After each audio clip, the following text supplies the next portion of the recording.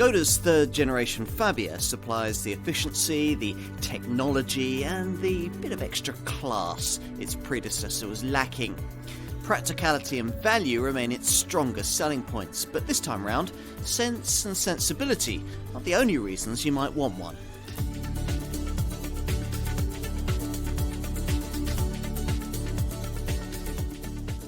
It may no longer actively campaign as a budget buy, but Skoda's Fabia has always been the thinking person's value-focused supermini, with over 3.5 million sold since original launch at the turn of the century. It's always aimed to give its customers more for their money, as does this third generation version. For a start, it remains the most spacious choice in its class, reprising the appeal of the original Mark I model that sold prodigiously for exactly that reason. Back in 2000, Skoda had only quite recently discovered the space-efficient attributes of front-wheel drive, and with the first Fabia, the brand went the extra mile in maximising the benefits of that layout, creating a supermini pretty much as big inside as some older family hatchbacks from the next class up. Every small car maker had to match it, and superminis quickly became so big that the market rather hurriedly created a smaller Citycar segment below them. That Fabia had proved to be a very significant car. With the second generation version we first saw in 2007, Skoda saw no need of a further increase in size, but did increase their pricing. Suddenly, rivals that had previously looked smaller and more expensive were back on terms with this Czech contender. It was no longer a unique small car proposition, but can it be again? Well, Skoda reckons so, and reels off an impressive list of facts to support its claim. So, this Mark III Fabia has the biggest boot in its class, the most spacious rear seats, and can be ordered in an eco-conscious green line guise that'll deliver pretty much the lowest running costs it's possible to achieve in this segment. On top of that, styling packages give this car a bit more attitude. And, as ever, it represents your cheapest way into Volkswagen Group technology that would cost you thousands more in a comparable Polo or Audi A1. It all sounds promising, doesn't it? Well, let's take a closer look at how this car stacks up.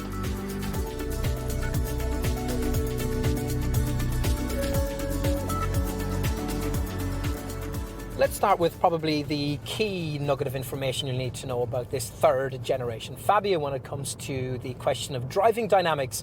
Now, namely the fact that it's 65 kilograms, that's basically the weight of a small adult, lighter than its predecessor.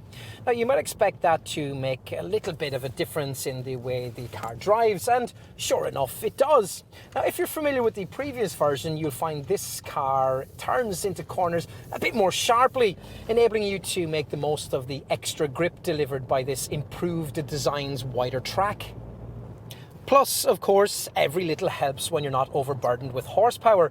As in any entry-level supermini, grunt is, after all, in fairly short supply at the bottom of the range, where this car must borrow the little 3-cylinder 1-litre MPI petrol engines originally developed for Skoda's much smaller Citycar. Now, since that model weighs nearly 220 kilograms less than this one, you might expect a 1-litre Fabia to struggle a little in performance terms.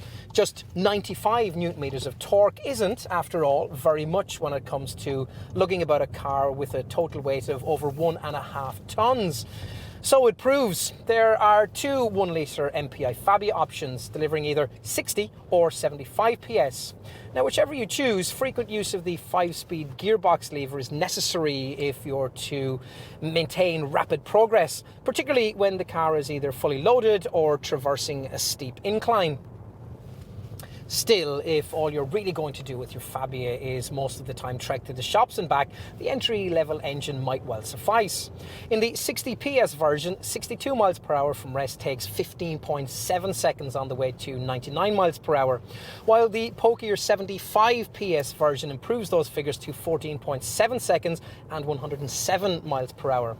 It's better, though, we think, to find the small extra premium necessary to graduate up to the derivative we reckon represents represents the sweet spot in the Fabia lineup, the 1.2 TSI model with 90 PS. Why? Well, this version is just as clean and frugal as the 1 litre poverty spec option, yet is far more flexible in day-to-day use thanks to nearly double the amount of pulling power up front, 160 Newton meters of the stuff. You see that reflected in the performance figures. 62 miles per hour from rest takes 10.9 seconds en route to 113 miles per hour.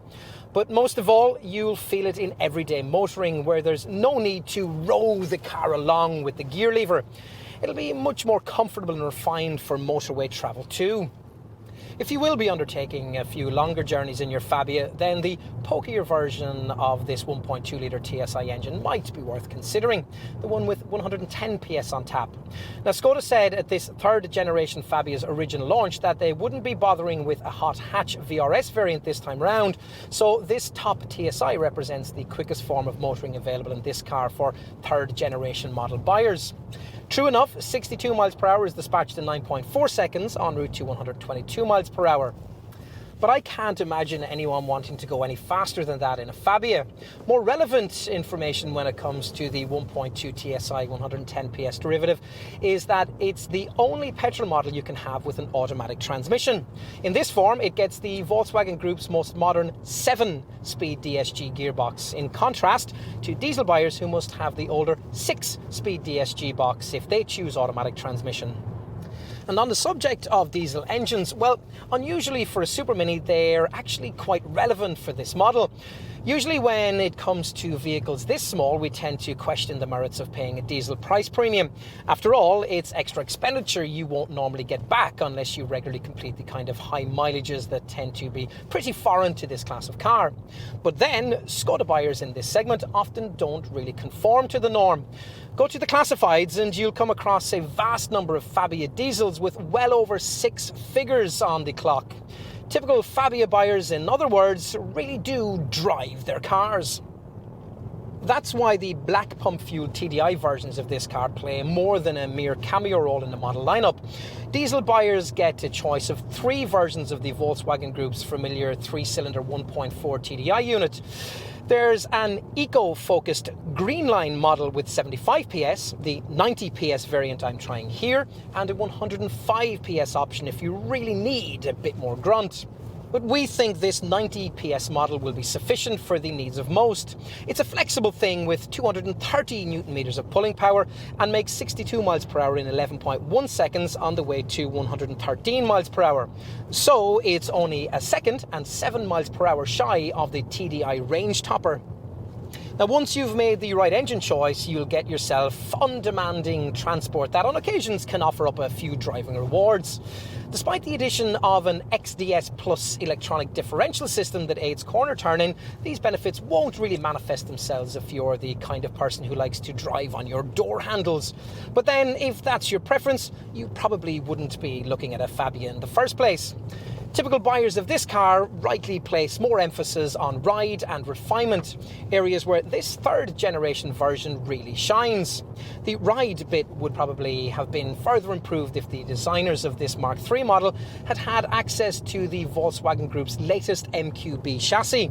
But even as it is, the suspension on this car does a good job in smothering the sort of ruts and bumps that proliferate on our terrible tarmac. This and decent levels of refinement combine to make the Fabia one of the relatively few superminis you can buy in which you'd feel really confident about attempting a longer journey. Like most small cars though, this one's comfort zone really lies with shorter trips. That subtle suspension setup works well on these kinds of journeys too, something you'll notice on a test drive if, for example, you drive over a cat's eye in the centre of the road. The Fabia just swallows it with a remote and muffled thump. It's very reassuring actually. This is just one of the things contributing to the impression you get of being at the wheel of a much bigger car. A feeling rather at odds with the dinky way you can zip this little Skoda in and out of urban traffic. Now, the fact that the engines deliver their pulling power from so low down in the rev range further helps with this, as does the accurate, if rather detached nature of the electric power steering. The bottom line is that though driving excitement may be in relatively short supply, there's real maturity in the way this car drives. And if you're thinking of downsizing, you'll probably like it a lot.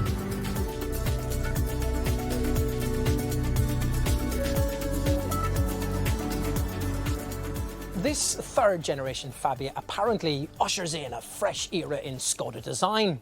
If so, then with future models we're going to be treated to styling that, as here, is all about sharp angles and bold edging.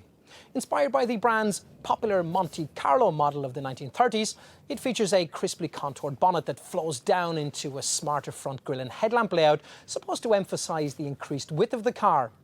Now, if you're familiar with the Fabia, you might at first glance be tempted to conclude that not much has changed. But put this car up against its predecessor and you get what the design team were trying to do. Where the old model was a little too high and narrow, this one looks far slicker and more modern. As does the profile, a more powerful silhouette and sharp tornado lines, giving this 5-door only body style a much more dynamic feel than was offered by the previous generation model. That's helped by the fact that this time round the car is 30mm wider and sits 90mm lower.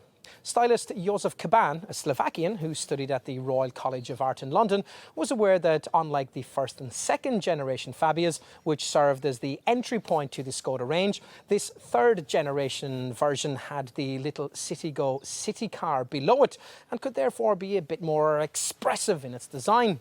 In this, he was guided by the Czech brand's boss, Dr. Winfried Valand, who had adored the strong, wide, flat and powerful proportions of the Fabia RS Racer that was made in the second generation model's lifetime.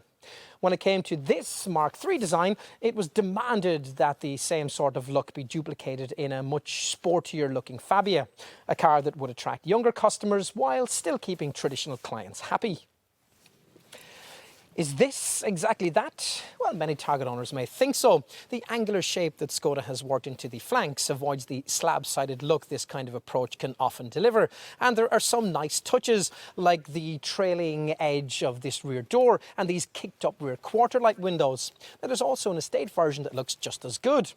Better maybe, come to think of it. Now move to the rear in this hatch model, pausing perhaps on the way to notice nice touches like the way an ice scraper has been integrated into the filler cap, and you'll find that the crisp edging continues. Here it feeds into almost origami-like folds that add character to a tail section lit by the usual Skoda C-shaped lighting graphic at night. It's left to buyers to decide whether to apply the finishing touches to this aesthetic change of approach by specifying a so-called colour concept pack that gives the whole shape a bit more personality. Now, this allows customers to choose their roof and alloy wheels in either white, black or, as in this case, silver, and match them with a selection of exterior body colours. As usual though, the more important stuff lies of course beneath the skin, where a mixture of old and new technologies can be found. Now, in terms of platform engineering, the designers weren't allowed to completely start from scratch with the Volkswagen Group's high-tech MQB underpinnings, but elements of that technology have made it into the third generation version of this little Skoda, alongside a selection of carryover parts from the previous model. Now, these are all bolted onto the kind of stretched Volkswagen Polo floor plan that Fabias have always sat upon. The stretched Polo floor plan is the reason why this car can offer so much more interior space than its direct supermini rivals, something that's most obvious when it comes to boot capacity. With this issue, you find the main reason why buyers would choose a Fabia rather than Skoda's smaller Citigo model, which comes with a boot nearly 50% smaller. Now, once you've negotiated a fairly high loading lip, there's a hefty 330 litres of luggage space back here, which is actually 14 litres more than you'd get from a Focus in the next segment up. This is certainly enough to allow this Skoda to assume supermini class leadership in this respect, the trunk space being 40 litres more than you'd get in a Fiesta and a whole 50 litres up on what's offered by a Volkswagen Polo. To help make good use of the room on offer, there are various load securing nets offered as part of the optional Simply Clever Practicality package. Plus there's a 2-positioned luggage compartment shelf that'll keep fragile items off of the boot floor. And folding hooks to stop your shopping from spilling out of its bags on your way back from the supermarket. Most models also get this useful flexible storage compartment that'll keep your eggs from getting mixed up with your iron brew. Another option we'd want is the space saver rear wheel that we have here, but bear in mind that this will decrease carriage capacity by 25 litres. But pushing forward the 60-40 split folding rear backrest increases capacity to 1,150 litres with the car in standard form, though the floor area this frees up unfortunately isn't quite flat. If you need even more space, then sign up for the estate version. It's a small estate that just isn't, well, small. So as with the hatch, you get a segment-leadingly big boot that in this case offers 530 litres, a figure that even exceeds the 476 litres you'd get from a Ford Focus estate in the next class up. Fold forward the rear bench and 1,502 litres of fresh air is opened up, and in a load bay that can take items of up to 1.55 metres long across a loading floor that's 960 millimetres wide. Estate buyers also get the option of a neat mid-level floor panel that raises the floor of the boot level with the sill and provides a discreet storage place. It's all been very well thought through. But do rear seat passengers have to pay for all this cargo capacity? Well, not really. This car was always one of the very few superminis in which 3 fully sized adults could just about sit alongside each other, at least for short journeys. It still is. Now try doing that in a Fiesta. The extra width of this 3rd generation model helps here, and there's more leg and shoulder room than there was before. Plus just enough headroom even for those of around 6 foot in height. Don't get me wrong, it's still not what you'd call spacious back here, but by supermini standards, you're getting a lot from what is, after all, a pretty small roadway footprint. You also get door storage pockets that can hold a half-litre bottle.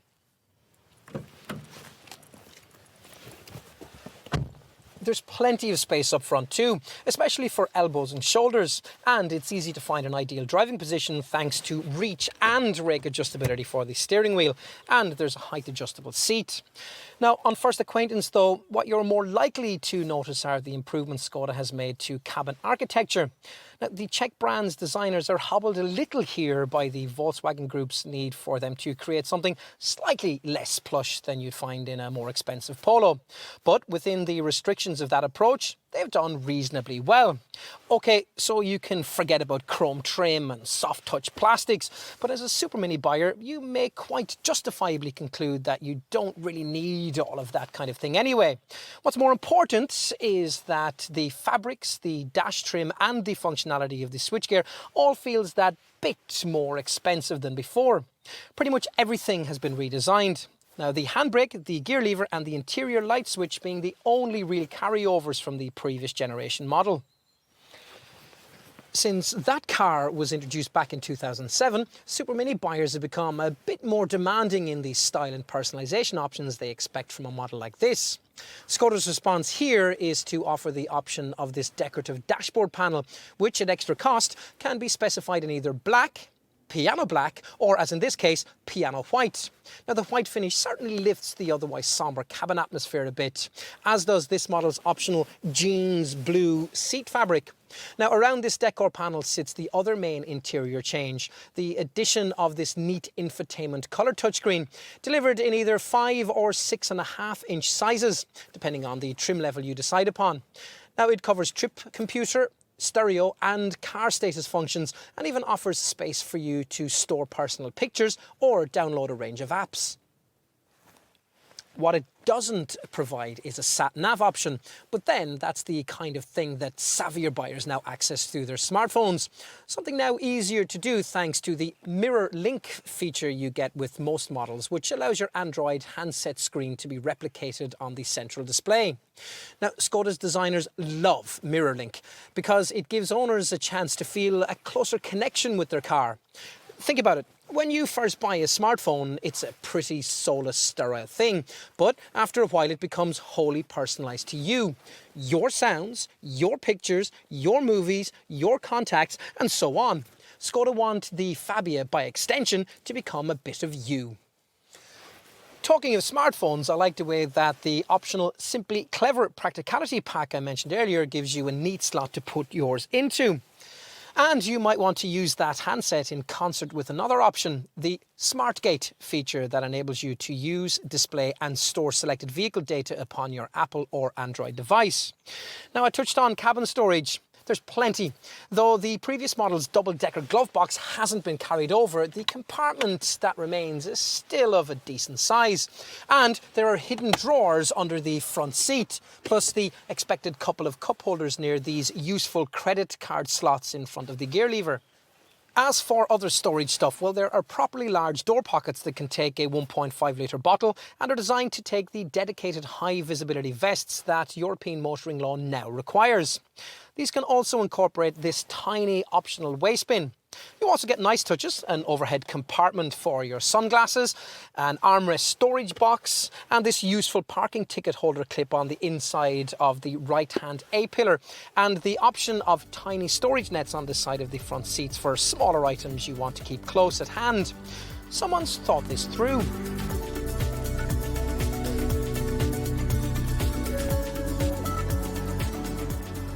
Fabia pricing sits in the £11,000 to £19,000 bracket, common to most mainstream models in this super mini segment. So, while decent value, it's no longer a bargain basement choice. Still, that should be enough to maintain its position as Skoda's second best-selling model after the Octavia and keep the interest of the private buyer, who make up over 65% of sales.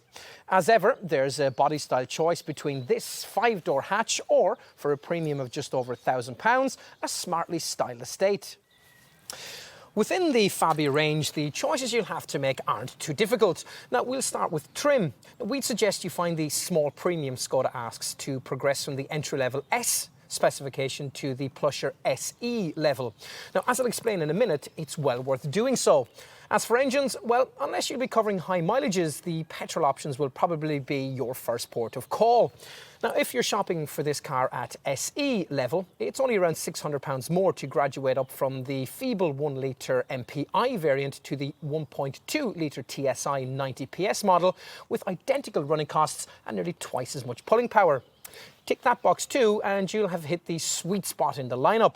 And if you absolutely must have a diesel, you'll be looking at having to find a hefty £2,000 premium over the equivalent petrol version. Onto the value proposition this Fabia's overall pricing strategy represents. First, let's consider how this Czech contender's proposition stacks up against the two super mini market leaders. That's Ford's Fiesta and Vauxhall's Corsa. And pretty well is the answer. Both Ford and Vauxhall offer outdated petrol engine technology at the foot of their respective ranges. But even against this, Skoda has a small advantage. Now, what a typical super mini buyer would really need, though, is a Fiesta or a Corsa with something more modern under the bonnet. Vauxhall's 1-litre direct injection turbo unit or Ford's 1-litre EcoBoost power plant. Now, pitch variants like these against an equally modern Fabia 1.2 TSI, and you'll find the Czech model offering list price savings of £1,000 to £1,500. Fabia diesel pricing seems at first glance to be more comparable to that of an equivalent Fiesta TDCi or Corsa CDTI. And that's only because this Skoda offers you significantly more performance. Look away from the obvious alternative super mini choices and the Fabia puts up an equally strong showing. Let's start with its Volkswagen Group super mini cousins. Now, there's not much of a saving to be made in choosing a slightly smaller Seat Ibiza over this car. And the Volkswagen Polo, which a Fabia is actually based upon, carries a £1,000 to £2,000 premium in petrol form, while also demanding a significant increment in diesel guise, despite the fact that base and premium Polo TDI options give you 15 PS less under the bonnet than their Fabia equivalents. Now, you'll also need to pay Polo-style model-for-model premiums if you're to choose another strong super mini contender, the second-generation Mazda 2. A better price match against this Skoda is Hyundai's neat Mark II model i20. Now, this Korean competitor could save you a little over a Fabia, but most of the mainstream engines it offers aren't quite as efficient. Now, that's an observation also applying to another Korean contender, Kia's Rio, which shares most of the i20's technology. Otherwise, assuming you don't want to pay a premium of around £1,000 for an equivalent Toyota Yaris, you've got the two main French options in this segment. That's Renault's Clio and Peugeot's 208. Now, in base petrol and diesel form, these two cars are priced comparably against this Skoda. But look at one with the kind of modern efficient petrol engine you'd need to compare with the Fabia 1.2 TSI 90 PS model that we'd recommend, and the picture's a little different. With the Clio 1.2 TCE or a 208e VTI 82 variant, you'd be looking at having to fund an ownership premium of around £1,000.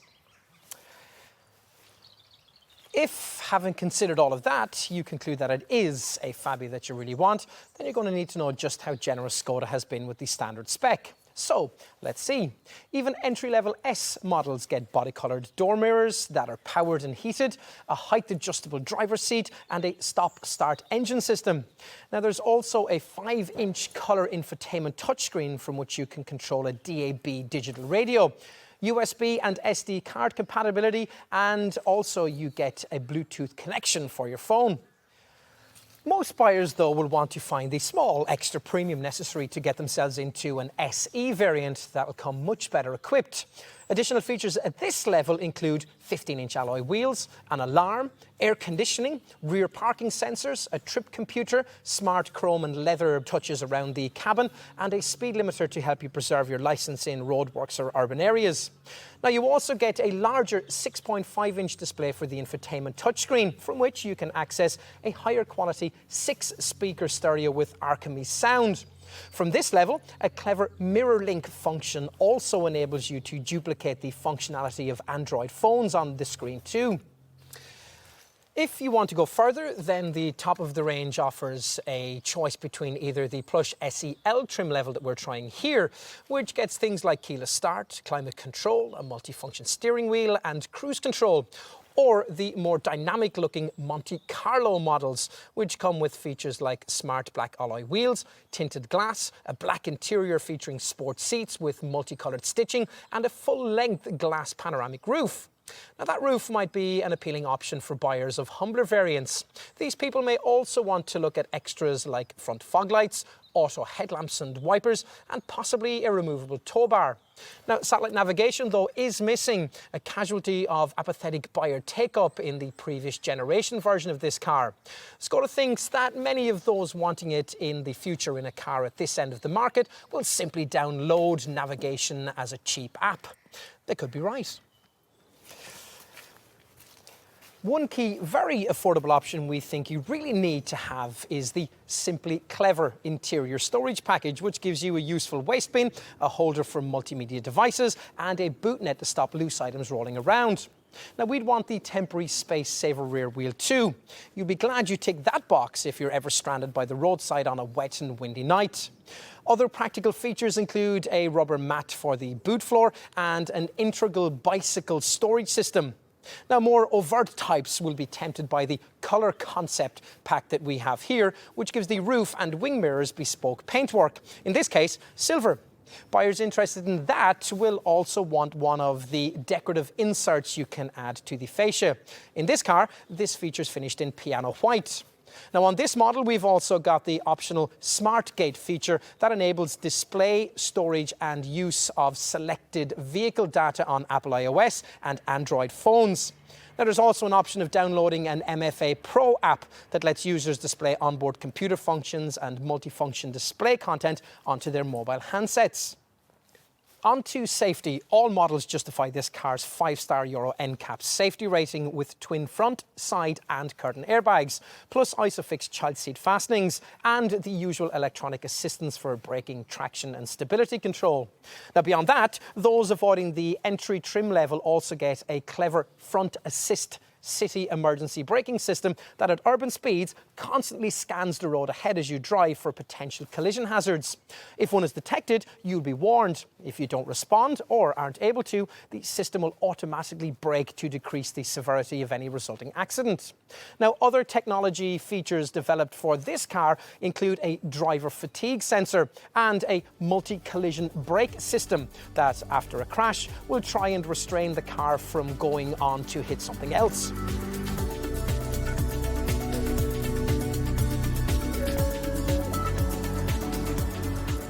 Like most modern designs, this third generation Fabia is lighter than its predecessor, offering a significant reduction in curb weight of up to 65 kilograms this time around. It probably would have been lighter still if the designers had been allowed complete use of the Volkswagen Group's latest MQB platform structure, rather than merely selected elements of it. Still, the improvements welcome. You notice it in this car's quicker responses, and plays a major part in efficiency enhancements that see this third generation model being up to 17% cleaner and more frugal than its predecessor. The showing could have been better still if mainstream models had been fitted with a 6-speed manual gearbox. As it is, that feature is limited to the top petrol version. Still, the ordinary variants remain able to give a good account of themselves, aided by more efficient electric power steering and a brake energy recovery system that reclaims energy that would otherwise have been lost under braking. Now, buyers across the range also get a start-stop system that cuts the engine when you don't need it, say stuck in traffic or waiting at the lights. As a result of all of this, plus a series of other clever tweaks, the most efficient, eco-minded Greenline model is able to use its 75 PS 3-cylinder 1.4-litre TDI diesel to deliver the kind of running cost returns that might encourage a double take. That's 82 grams per kilometre of CO2 and 88.3 miles per gallon on the combined cycle. That's pretty much as low as it gets for a car without any form of a hybrid system. Here, we're trying the standard version of that 1.4-litre TDI diesel, which offers 90 PS and 83.1 miles per gallon on the combined cycle, along with 88 grams per kilometre of CO2. That's with a 5-speed manual gearbox fitted. Now, you'll take a hit of about 5% on those figures if you order this variant with DSG auto transmission.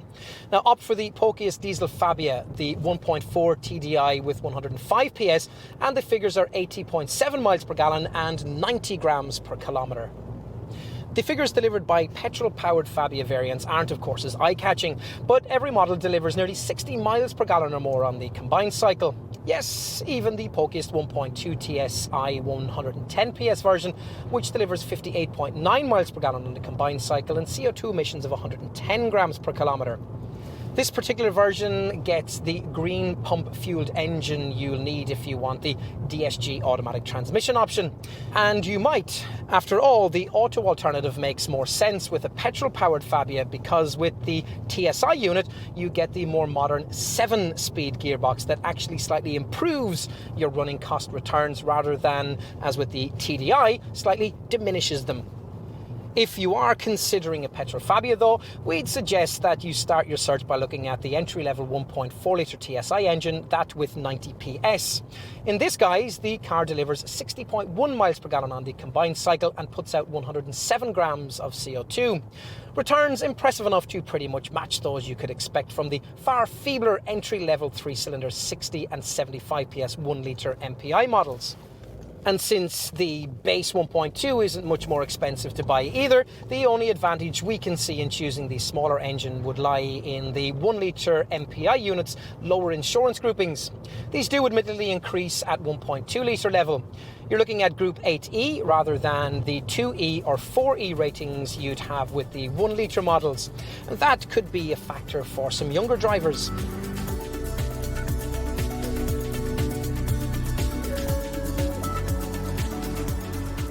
So, how to sum up? Well, think about the reasons people buy small cars. Ease of use, low running costs, practicality. This one seems to very effectively tick a lot of those boxes, but then the Fabia always has. In its first 2 generations of life though, this supermini lacked something of a spark, that want-one factor, which meant that when it came to developing this Mark III model, Skoda knew they had to somehow build that into the design DNA. To some extent, they've done this. A bit of extra effort's been made to personalise the interior, and the colour concept package will make this car stand out a bit more.